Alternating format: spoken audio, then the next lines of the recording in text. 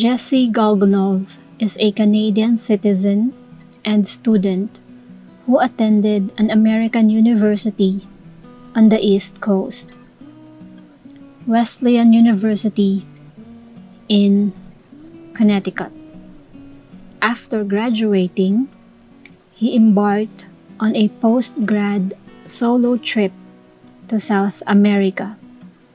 He went to Peru to backpack the famous Santa Cruz Trail and was going to go to Southeast Asia after that, before heading home to attend med school at Thomas Jefferson University in Philadelphia. He spent his entire summer researching and mapping out his travels. He is described as an experienced traveler and responsible, smart guy. On September 24, 2017, Jesse embarked on his trip to Peru from Montreal. He soon arrived in Lima and took a bus to Huaraz, Peru, where he stayed at a backpacker's hostel, Kame House. His mother, Alisa, last heard from him on September 28, 2017, when he texted that he'd be out of touch for 4 days as he hiked the Santa Cruz Trail in the Cordillera Blanca mountain range, but would be back in contact on October 7, 2017. No one has heard from him since. It was the last message sent from his home. His mother has made a huge effort to try to find him and has gone to Peru multiple times, worked with local police, and even employed a renowned Israeli search and rescue agency, Magnus International, specializing in search and rescue, which tracked down 2 French tourists who had last camped with Jesse in the mountains on October 1st. They said he had been feeling ill and suspected he was suffering from altitude sickness. While information has allowed a narrowing of the search area, Alisa realizes anything might have happened. The cost of those searches is quickly adding up, and Alisa's life virtually stopped when her son disappeared. She has spent more than $2 million for trying to find his son, which came through her own fundraising efforts, donations from supporters of her cause, and from liquidating many of her assets and mortgaging her home. Jesse's family has raised over $400,000 to help cover the costs through a GoFundMe campaign and the Missing Children's Network.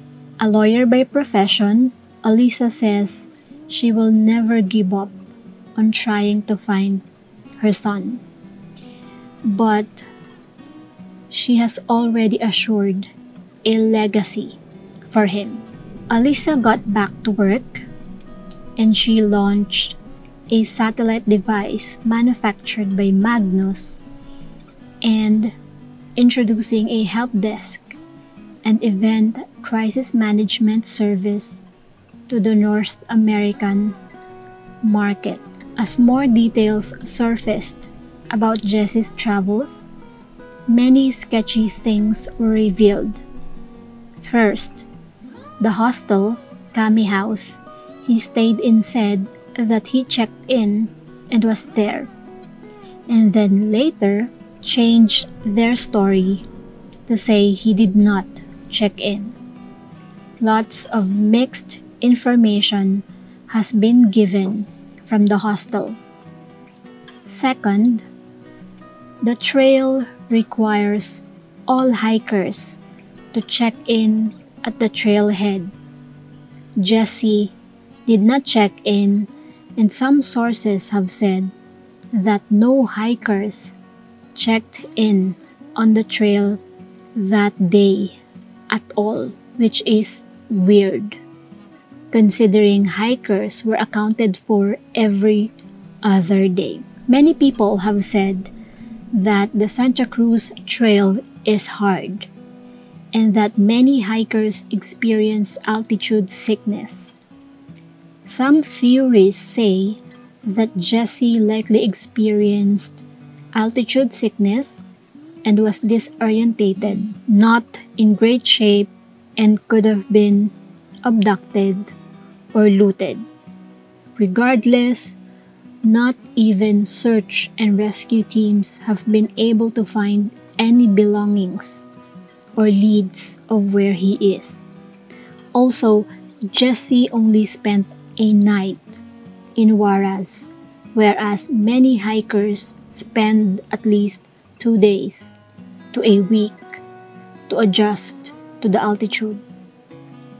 Apparently, French hikers saw Jesse on the trail looking disoriented. Additionally, Czech hikers saw him and he asked them about water and where to find it. No one has interacted with or seen him since. Jesse had a return bus ticket booked for October 2, but did not take that bus. He also had a flight booked to Bolivia on October 5th that went unused. Even stranger, apparently, it is common practice for mule guides on the trail to put bodies found into a body of water on the trail. However, all bodies of water on the trail were searched, but they didn't find anything. I'll read a statement that Alisa, Jesse's mother, told the public. "My heart is broken. Jesse is my life. He is not just my son. He is my best friend. I'm just trying to survive because I know that I need to do this. I need to find him.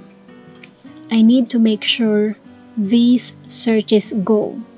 So I am just taking it hour by hour and day by day, and praying and wishing and working and surviving. I need to bring my son home no matter what. I cannot leave my son in Peru. He has to come home," quote unquote. Jesse Galgunov is described as 5'10" and is approximately 170 pounds with wavy brown hair and brown eyes. Family members are asking anyone with information on Jesse's whereabouts to email helpusfindjesse@gmail.com.